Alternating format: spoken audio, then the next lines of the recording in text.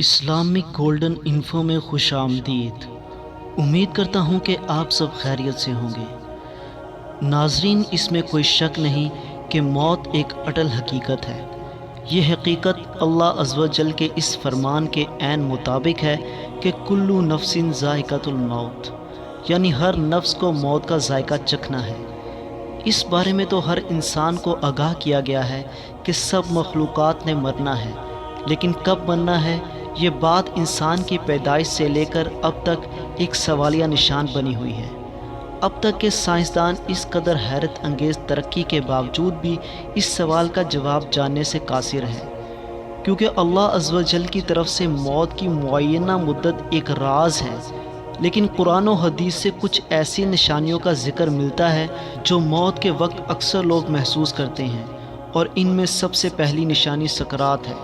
قرآن مجید میں ارشاد ہے، اور اگر تم وہ وقت دیکھو تو بڑا ہولناک منظر نظر آئے گا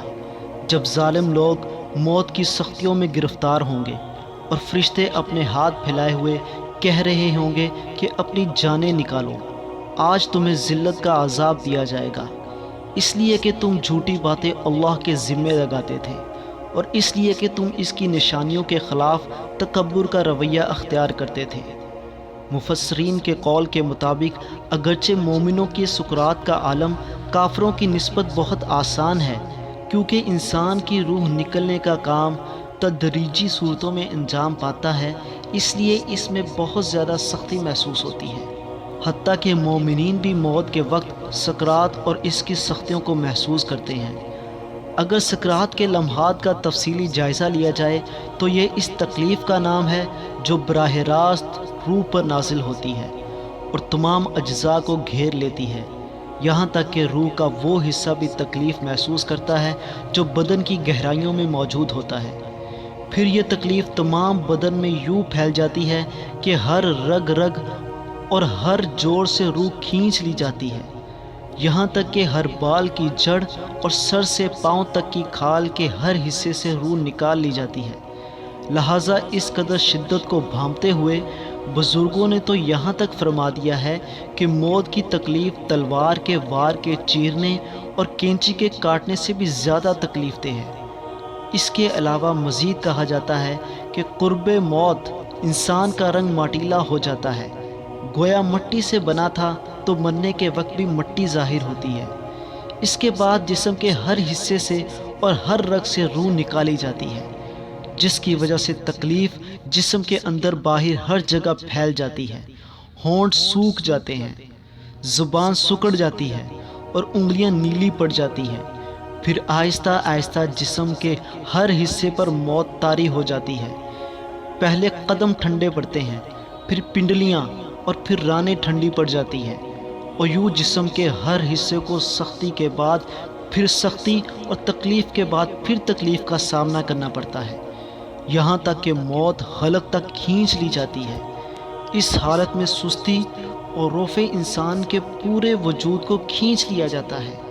جبکہ رخسار کا رنگ مکمل طور پر تبدیل ہو جاتا ہے۔ ابتدا میں مرنے والے کی زبان بولنے سے قاصر ہو جاتی ہے، لیکن اس کی آنکھیں، کان اور دوسرے اعضاء ابھی کام کر رہے ہوتے ہیں، یعنی کہ وہ دنیا اور اپنے اموال کی طرف حسرت کی نگاہ دوڑانے کے بعد اپنی حالت پر پیشماں ہو جاتا ہے۔ اس کے بعد موت اس پر چھا جاتی ہے اور اس کے کان میں کام کرنا شروع کر دیتی ہے، پھر نہ بول سکتا ہے اور نہ سن سکتا ہے۔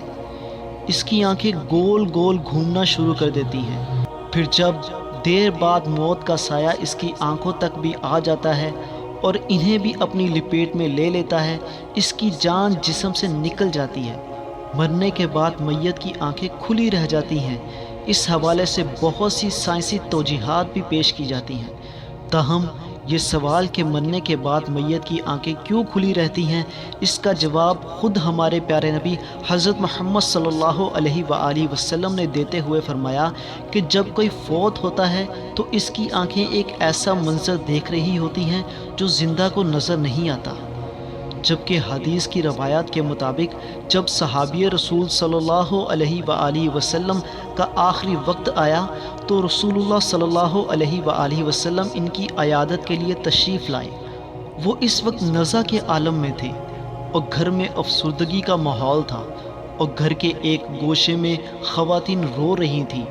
اس موقع پر آپ صلی اللہ علیہ وآلہ وسلم نے فرمایا، جب میت کی جان نکل رہی ہوتی ہے تو اس کی آنکھیں پرواز کرنے والی روح کا پیچھا کرتی ہیں، لہٰذا تم دیکھتے نہیں کہ آدمی مر جاتا ہے تو اس کی آنکھیں کھلی رہ جاتی ہیں۔ یہ وہ وقت ہوتا ہے جب موت کا فرشتہ سامنے کھڑا ہوتا ہے، لہٰذا مرنے والے کی امیدیں دنیا اور دنیا والوں سے ختم ہو جاتی ہیں، جبکہ توبہ کا دروازہ کچھ ہی دیر پہلے بند ہو جاتا ہے۔ پھر حسرت و ندامت اسے چاروں جانب سے گھیر لیتی ہے۔ لہٰذا قرآن و حدیث کے مطابق یہ بات سامنے آتی ہے کہ سکرات موت کا ایک ایسا لمحہ ہے جس وقت ایمان پر ثابت قدمی ہی ایک مومن بندے کی کامیابی ہے، لیکن اس وقت مومن بندے کے خلاف انسان کا ازلی دشمن شیطان اسے راہ راست سے ہٹانے اور عقیدہ توحید سے اس کے دامن کو خالی کرنے کے لیے حملہ آور ہوتا ہے اور مختلف انداز میں دھوکہ دیتا ہے، کیونکہ اس حالت میں انسان اس قدر خوفزدہ، پریشان اور حیرانگی کے عالم میں تنہا کھڑا ہوتا ہے کہ اسے کسی اپنے کے سہارے کی شدید ضرورت محسوس ہوتی ہے، اور شیطان اس ضرورت سے فائدہ اٹھاتے ہوئے اس پر مختلف طریقوں سے حملہ آور ہوتا ہے۔ آخر میں دعا ہے کہ اللہ ہمیں ایمان پر زندگی بسر کرنے کی توفیق عطا فرمائے اور خاتمہ بالایمان فرمائے۔ آمین ثم آمین۔